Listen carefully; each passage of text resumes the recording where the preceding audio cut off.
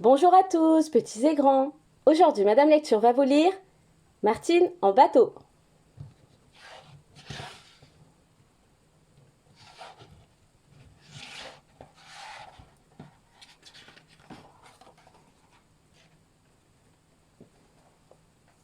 Martine part aujourd'hui pour New York.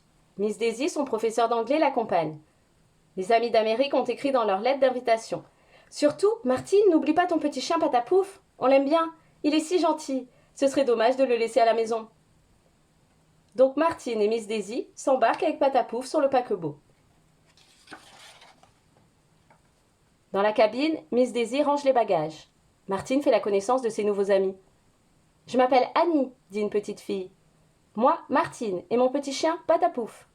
Est-il sage? Ça dépend, pas toujours. Regardez, je suis dans la cabine à côté de la vôtre. Par le hublot, nous verrons la mer. Nous serons bien pour dormir. Il y a 2 couchettes et un panier pour Patapouf. Le bateau de Martine s'appelle la Martinique. On vient de le remettre à neuf. Il sent bon le goudron et la peinture fraîche. Ses fanions claquent dans le vent. Sa cheminée fume. C'est l'heure du départ. Tous les passagers sont sur le pont. Ils font signe de la main.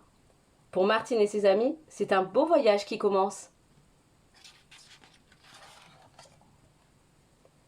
Le navire est déjà loin sur la mer.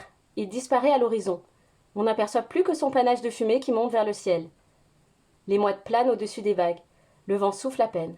On dirait que l'océan respire doucement, doucement, comme une grosse bête endormie. C'est le soir. Là-bas, de petits nuages roses se promènent sur la mer. Pour aller se coucher, ils attendent que les étoiles se lèvent. Le soleil s'enfonce dans les flots. Il est rouge comme un ballon. 9 heures du matin. Martine et ses amis sont déjà sur le pont. Il y a tant de choses à voir sur un navire. Mais voici le capitaine. Bonjour mes enfants.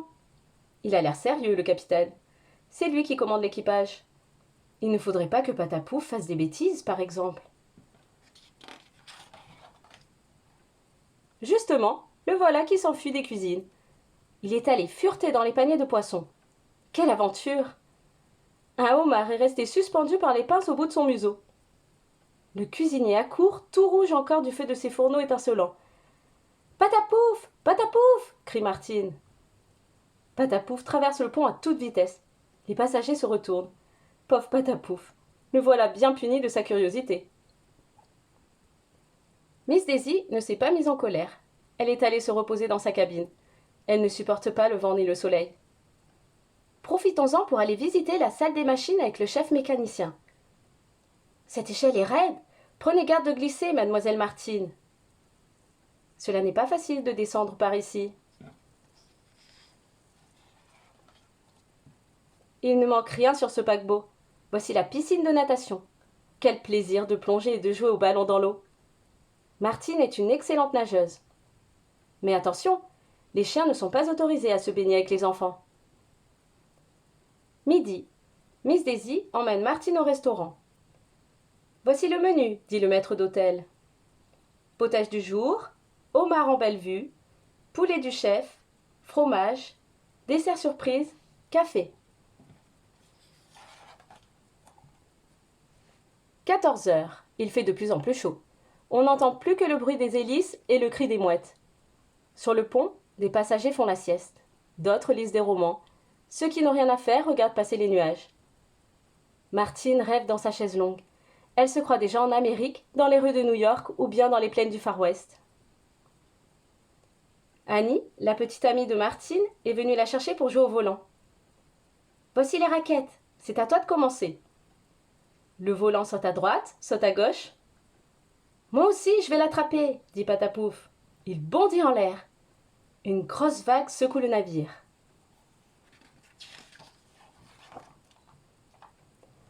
Boum! Patapouf a manqué son élan. Il retombe sur le pont inférieur dans les bras de Monsieur Dupont. Monsieur Dupont s'était endormi en lisant un roman policier. Il roule de grands yeux et frise sa moustache. Je vais me plaindre au capitaine. Excusez-le, monsieur Dupont. Patapouf ne l'a pas fait exprès, dit Martine. Non, je ne l'ai pas fait exprès, semble ajouter Patapouf en agitant la queue. Mais voilà que le temps se gâte. Des nuages noirs courent dans le ciel. Le vent souffle en rafale. La pluie tombe et le navire commence à rouler sur les flots. On replie les chaises longues. Martine a mis son imperméable et son chapeau de toile cirée. Les vagues éclaboussent le pont. Le tonnerre se met à gronder tout à coup. Vite, il faut s'abriter.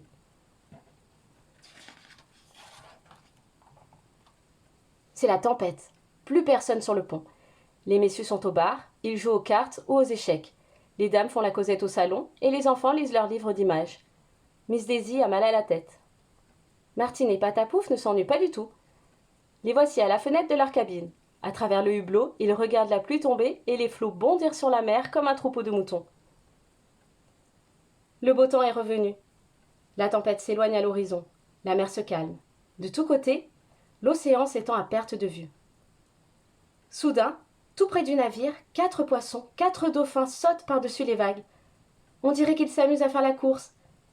Ce sont les amis des marins.